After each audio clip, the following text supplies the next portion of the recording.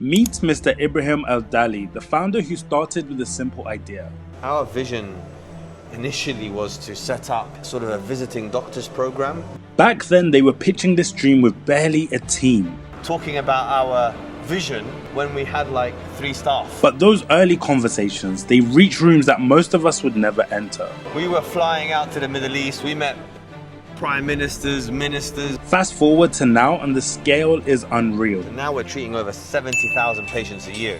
Second biggest tenant after Apple. And the experience, well, it feels more of a luxury hotel than it does of a clinic. You feel like you're in Dubai. And this definitely isn't the end. This is only phase 1 of their journey. So that's where we're building our hospital. Oh, wow. So in a country where almost no medical training covers this stuff, Maybe even less than 1% of an entire 20-year career's got anything to do with business. they've managed to build something which is truly impressive. So I caught up with Mr. Al-Dali to learn more about the business of healthcare. Hey guys, welcome back to my channel. Today I am at an amazing healthcare facility in Battersea Power Station. I'm with the founder and we're going to be talking a lot about his founder journey, what he has planned and everything that's coming up next. So Ibrahim, it's great to meet you. Could you introduce yourself to the people who are watching? Yeah, so my name is Ibrahim Al-Dali. I'm a consultant orthopedic surgeon and I'm one of the co-founders of Lips Healthcare. So you're the co-founder of Lips Healthcare. I think the first question that I had was, when I saw Lips initially, I thought it was to do with lips. What is the name and how did you come about to making that name? So, yeah, so, you know, it's quite a unique name, I think. Yeah. So me and Paul Colpin, we founded this almost a decade ago now. So it's been a long time. And I was a registrar at the time and actually working for Paul, who was a consultant at the Royal London. And we started off, I assisted him a lot privately with quite complex patients. And these patients were mostly from the Middle East, from the Gulf areas. And but one thing we recognized and saw quite early on was that these patients with complex problems, often they don't get the best level of care in the private sector. And that's because everyone works independently. Whereas in the NHS, in these big major trauma centers, of which there are 4 in London, you kind of get everything under one roof and it's seamless. The patient gets that kind of holistic care.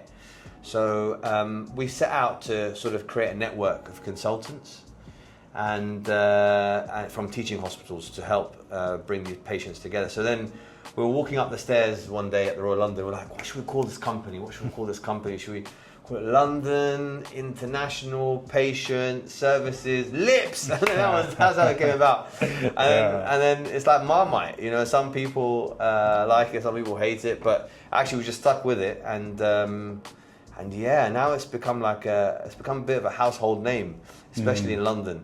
And especially amongst the international patient market. And whilst we're speaking about the international patients, one could assume that this is a physical building which is in this corner of London. Why would someone who is in Bahrain, for instance, come here? Or why would someone who is in the USA come here? Yeah, so look, London is like a medical hub, right? It has some of the best sort of physicians and surgeons in the world. It's traditionally has some of the biggest, most famous medical schools like King's College, St George's, Queen Mary's, Imperial. Well, Imperial obviously being the big dog of them all. UCL. So these are some big household names, sort of in the medical world, and they've produced some of the top, you know, world-leading physicians and surgeons. So we get a lot of healthcare tourism, so to speak. Now, from the US, it's a cost element. So the US obviously have great surgeons and great places to be treated, but it's quite expensive compared to the UK market. So US patients generally who come here are patients who've either they're seeing a super specialist in that field, or from a cost perspective, or because of location. So a lot of the US military patients that we see, State Department patients that are stationed in Africa or stationed in the Far East, some of those patients are often repatriated to the UK for medical care and medical treatment. because of the geographical location. It's a lot closer than, for example, them having to go back to the US. The power station was insane. So we took a walk around the facility whilst we learned a lot more about Dr. Ibrahim's journey. You're a doctor who's essentially built this amazing clinic. Yeah. Do you think medical school taught you anything about business? And what would you say people who are doctors should learn about business? No, the honest truth is it doesn't. And generally speaking, most of us are financially illiterate, right? We kind of learn it as we go along. We stagger through, and I think what kind of drives you is different from one person to another person. So, for me, for example, what drove me to do business and sort of get into an sort of entrepreneurialship is the fact that I felt like I have a lot of energy within me, and I wanted to do something different, exciting. I like to take risk, and it's not for the faint-hearted. When you go out, when you embark on a business journey, you learn a lot of things. The most important thing is you have to be tenacious, you have to be disciplined, and there's a lot of transferable skills as a surgeon or as a medical doctor that you can bring into the business world. So what are some of those transferable skills? Well, being professional, trustworthy, being honourable, loyal, caring, understanding, and these things are super important, especially when you're when you're dealing with customers and clients. So effectively, those transferable skills really helped us on our journey, and it also, being a doctor, gives a lot of credibility. Unfortunately, when you go to the banks to borrow money, it's it still helps a little bit. Yeah, a little bit. And speaking about money, I think as doctors we hate to speak about money quite a lot. Yeah. A clinic like this, I'm sure, costs a lot of money, and a lot of money has to go into it. Yeah. How did you guys navigate that in, I think it was 2016 that you started? Right. How did you guys manage that initial injection of cash to be able to take this from an idea in your hospital job to essentially where we are today? Well, it was, we started slow, we started steady. There was a lot of, luck involved, I have to say. But it's not just luck, you've got to take risk constantly. So I remember when we first started it off, we didn't have much money,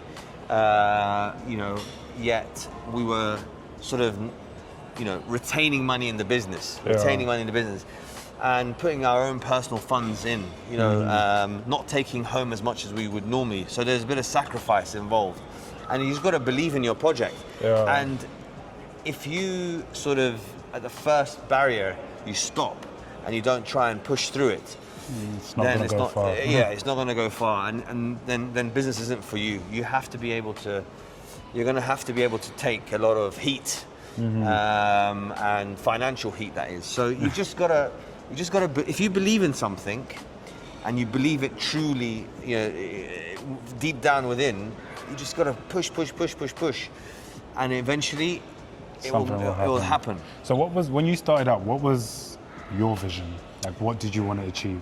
The thing is, the vision changes, and really, once the business matures, the vision then becomes clear. So at the start of it, you've got lots of ideas, right? And then as the business grows, the ideas evolve and change, and it's just like a child. When I was a kid, I wanted to be a pilot, right? But as you start to grow up, as you start to mature, as you start to go to university, and life changes and becomes more focused as well. Exactly. So our vision initially was to set up a sort of a visiting doctors program, because we have the best doctors in the world here in the UK, and so we wanted to basically assist these patients who come and get treated here to have ongoing care back home, because what we recognize, a lot of these international patients missed sort of their home environment. Yeah. So we felt like, you know, we could support them because these are quite complex patients. So we felt like we could support them in terms of like, you know, their ongoing care by providing them with doctors local to them in their countries of origin. So us traveling there and so on. But that never worked out. Okay.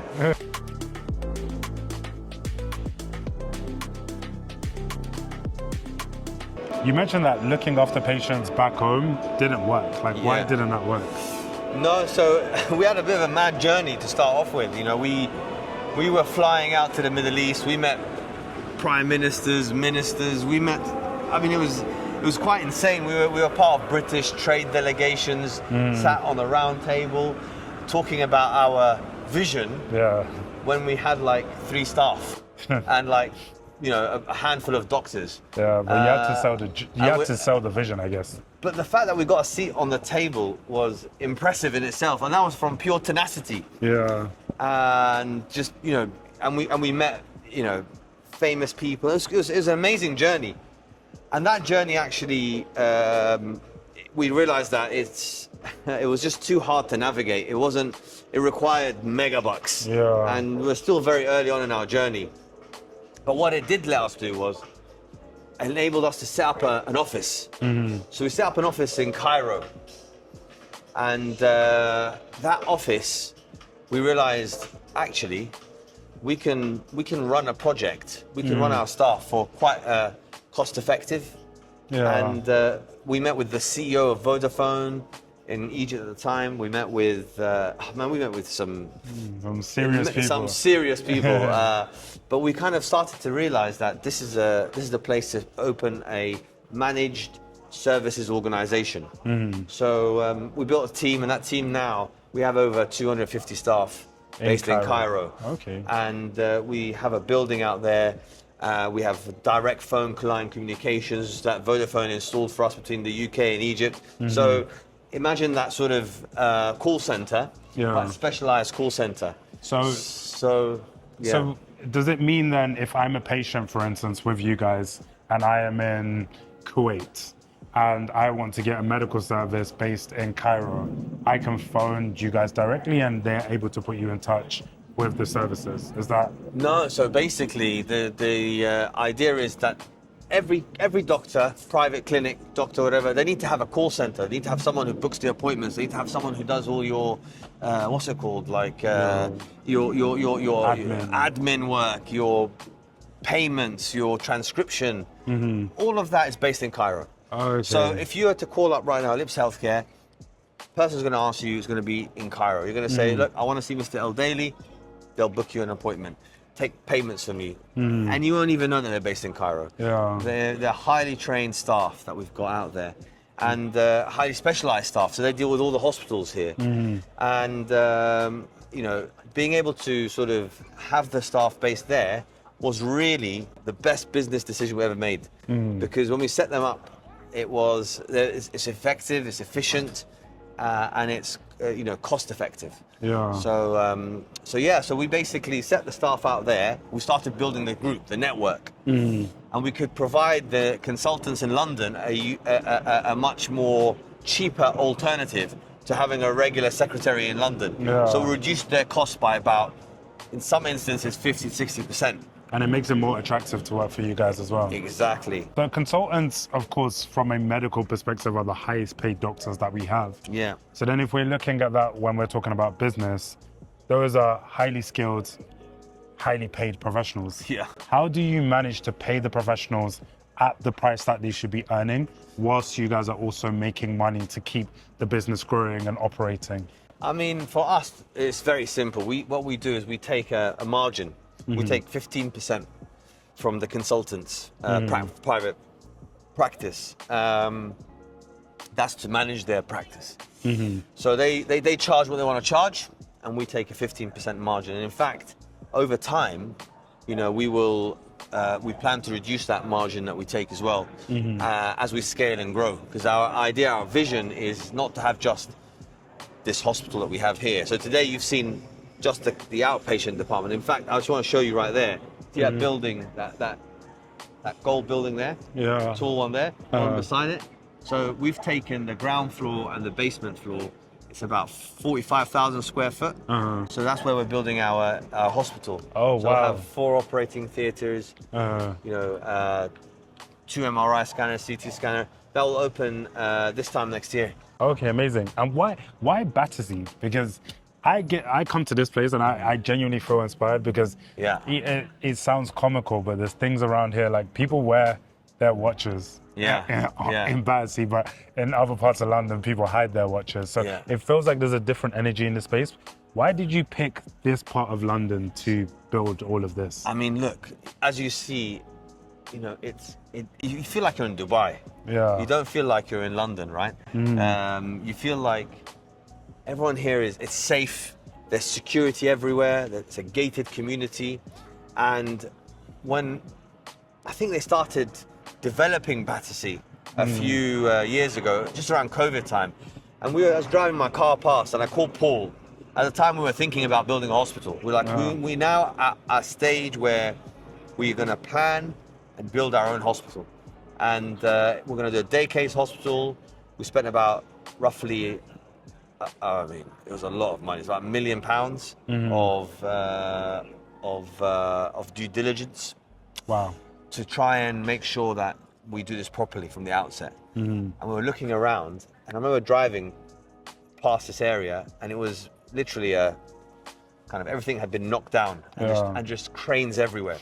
I called Paul. I was like, listen, you've got to come and see this. Yeah, this is where the money. Well, if you can see people pumping money into a space, there's probably a reason they're pumping money into it. This is where it's happening. Yeah. So we came here, and this was a complete building site. There was nothing. There was no human here at all.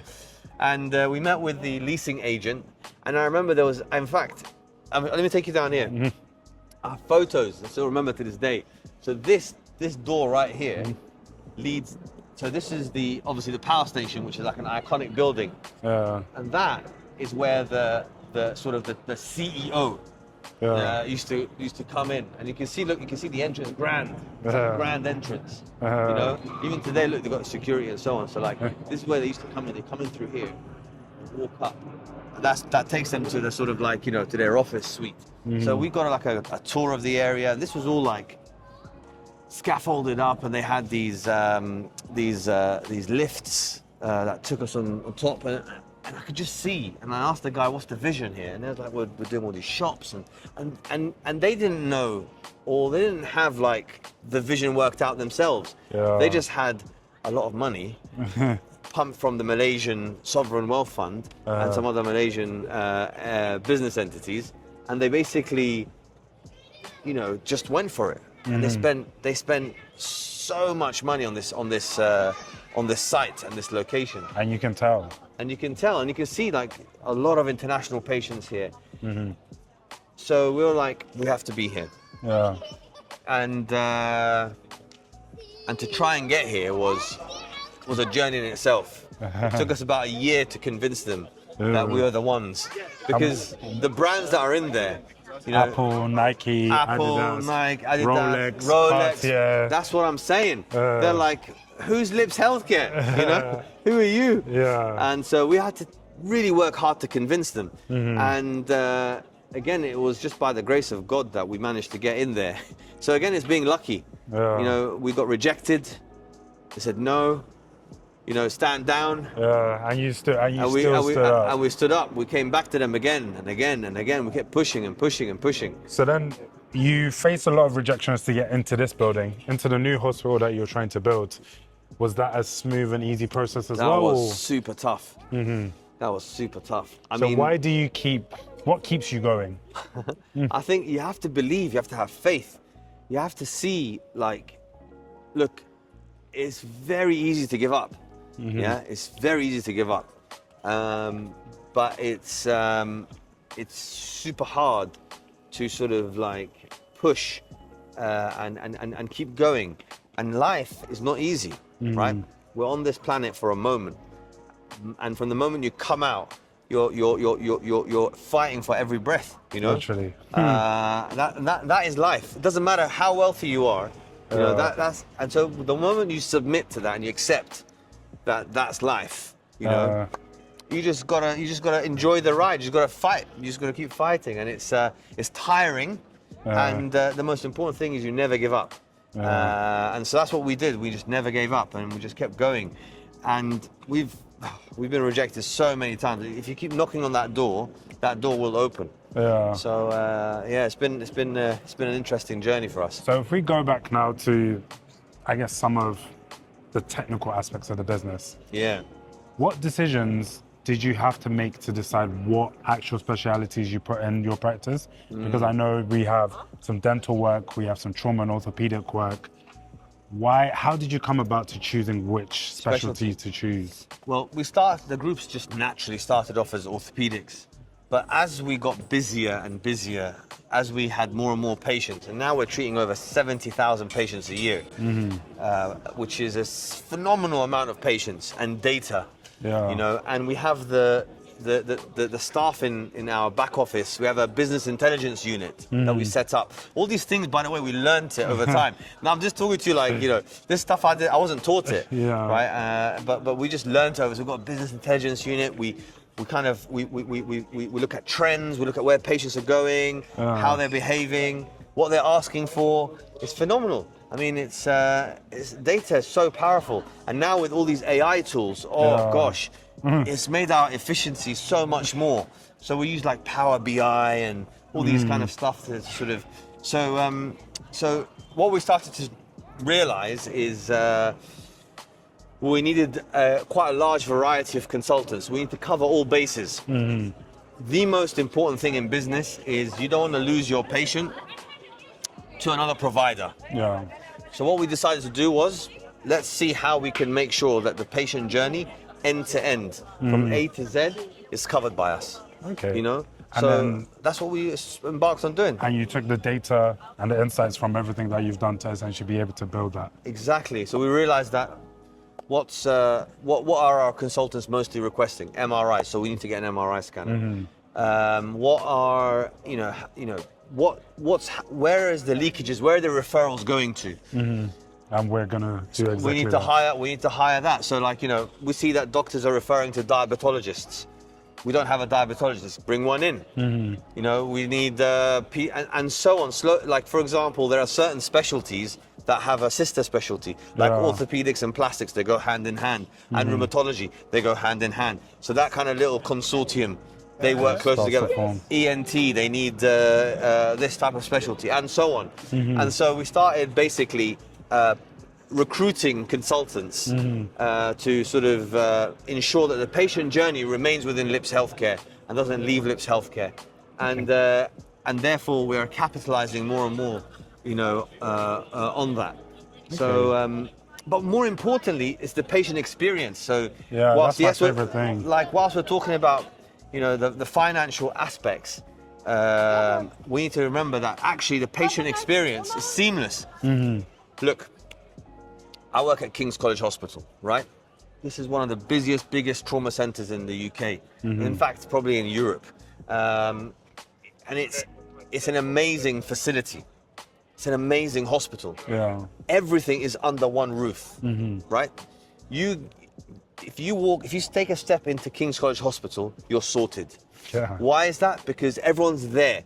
The inefficiencies of our public sector service provider, that's besides the point. The point is, you've got top level consultants, and when you walk into that hospital, you're going to come out fixed. They'll have done 100%. The very best. It's a level 1 center.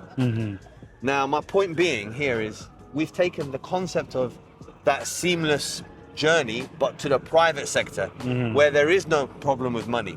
Yeah. Where we can make a 5-star site, right?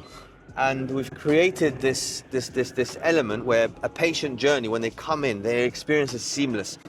So when I say to them, right, you need to see a rheumatologist, they go next door. It's simple, right? They don't have to worry. Listen, my secretary will take care of it. You go home, she'll take care of it. That's because it's all inside, it's in-house. Yeah. You see what I mean? Yeah. So the patient is quite happy. They're like, wow, this is great. The PA just refers them internally, books an appointment, takes care of everything.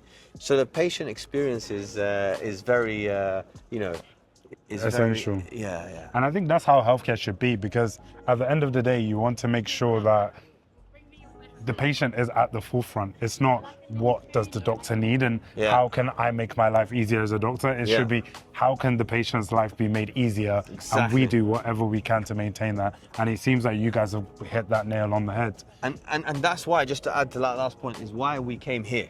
Right? If you just think about it, this building is designed for accessibility, right? Like for disabled people. It's written in law, right? And they've built it in such a way. You've got free on-site parking. You can come here by a riverboat. You can come here by helicopter. You can come here by train. Doesn't matter how you can park downstairs, you know? It's just, and it's just lovely. It's a lovely environment. You know, if you're sick, you'll feel better. Literally. You know? And you're literally seeing some of the best surgeons, and it's a zone 1 area. You know, you've got that. If you look at that scene over there, like behind the rock, that looks like you're like in Dubai. That's why look how safe it is. You've got kids playing here, football, and so all of our patients who come here, they feel relaxed. You know, our staff, they get staff discount across all the stores here, 15% off. So they can go have a munch, you know, in between, clinics. It's just a different experience. And the way to get like good patient experience is to make sure that the people that are looking after them are looked after. And if you've got all those discounts, people can come here and even just sit out here and eat lunch. It adds to that experience. And I guess as you, for the business owner, it just makes your life a lot easier. Exactly. You mentioned to me that you are going out to dinner with your staff. How do you create a culture where you can have this, I guess, high performance delivering the best patient care while still taking care of the people who take care of the people? That's, look, you know, the most important thing is your staff. They are literally the most important person in your business. You know, they come first. So that's what keeps me and Paul up at night. You know, it's the fact that we have about, so in total from Egypt and London, we have about roughly 300 staff. Wow. And it's expanding. And so these staff, we have to look after them. We have to look after them in Christmas. You have to look after them in Eid. You have to look after them, kids' birthdays. Kids' birthdays. You got, you know, they go through highs and lows themselves, right? So, and it's about maintaining that you have to look at them. You have to see. You have to feel. You have to have your finger on the pulse, basically. You have to know when your staff are unhappy. So obviously we've got HR who give us trends, data on like staff turnover, dissatisfaction. This stuff, we collect all this stuff. Again, a lot of this stuff we're not reinventing the wheel here, right? We do this in the NHS. I'm telling you, the NHS is a solid organization. It's a solid organization. It's just that it's so big.